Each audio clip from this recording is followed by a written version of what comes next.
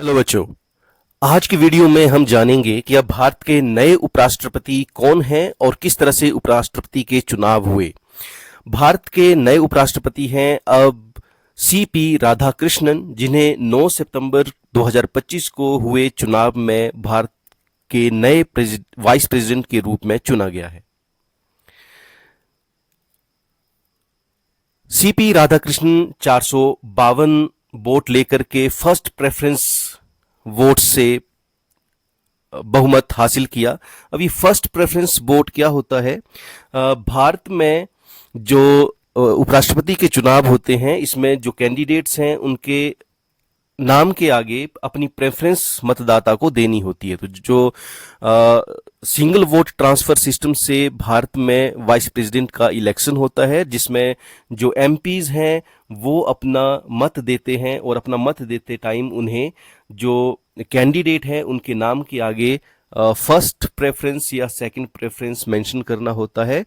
तो जिसे सबसे ज़्यादा फर्स्ट प्रेफरेंस मिलती है वही बहुमत हासिल करता है और वही विनर कैंडिडेट कहलाता है।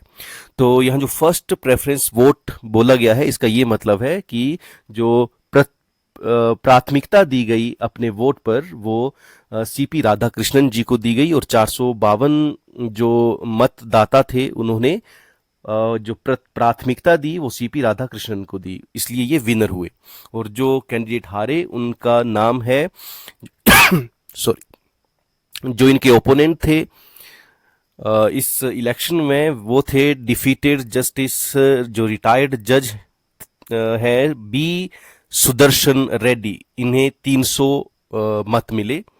मतलब कि जो 300 मतदाता थे उन्होंने जो प्राथमिकता दी बी सुदर्शन रेड्डी जी को, तो वो 300 मतदाता थे जिन्होंने इन्हें प्राथमिकता दी। तो सीधे सीधे सीपी राधाकृष्णन जी को बहुमत हासिल हुआ। इलेक्शन डेट थी पिछले कल 9 सितंबर 2025 को। इससे पहले भारत के उपराष्ट्रपति कौन थे? जगदीप धनखड़, जिन्होंने अभी हेल्थ इश्यूज की वजह से रिजाइन दिया और इनके रिजाइन के बाद ही ये इलेक्शन हुआ और इस इलेक्शन में सीपी राधाकृष्णन जी को उपराष्ट्रपति के रूप में चुना गया। सीपी राधाकृष्णन जी के बारे में जानते हैं। ये गवर्नर रहे महाराष्ट्र के 2024 से एंड अदर गवर्नटेरियल रोल्स, कई तरह की जिम्मेवारियां इन्होंने अपने इस राजनीतिक करियर में निभाई। इससे पहले ये farmer member of parliament from Coimbatore, Tamil Nadu के कोयम्बटूर से ये मेंबर ऑफ पार्लियामेंट भी रह चुके हैं। तमिलनाडु की बीजेपी के ये राज्य अध्यक्ष रह चुके हैं, चेयरपर्सन ऑफ कोयर बोर्ड और एसोसिएटेड विद आरएसएस। तो ये इनका बैकग्राउंड है सीपी राधाकृष्णन जी का।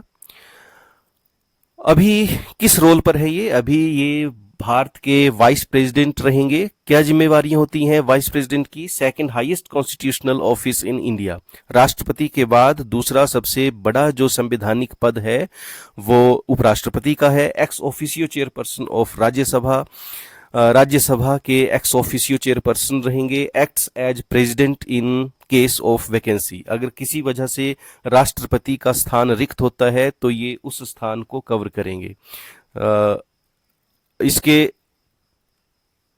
इस चुनाव के बाद क्या रिएक्शन मिले?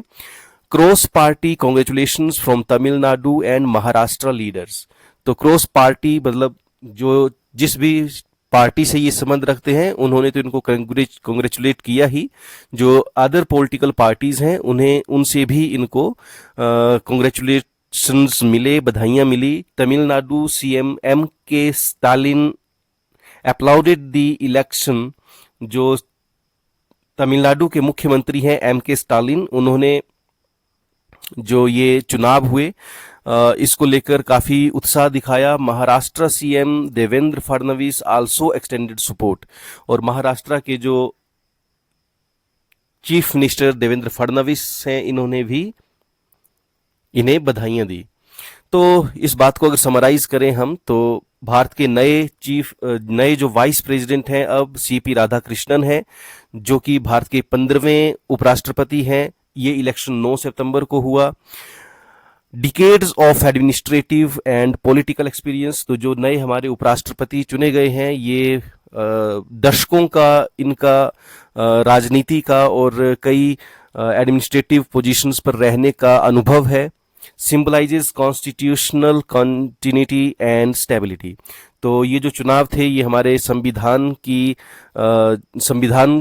की ताकत को प्रदर्शित करते हैं और भारत में राजनीतिक स्थिरता को दर्शाते हैं कि कैसे इमीडिएटली रिक्त पद को इमीडिएटली तत्कालीन चुनाव करवा करके भरा जाता है। तो ये थी जानकारी नए इलेक्शन जो अभी रिसेंटली भारत के नए उपराष्ट्रपति चुन करके आए, उनके बारे में ये संक्षेप में जानकारी। उम्मीद करता हूं आपको पसंद आई होगी। धन्यवाद।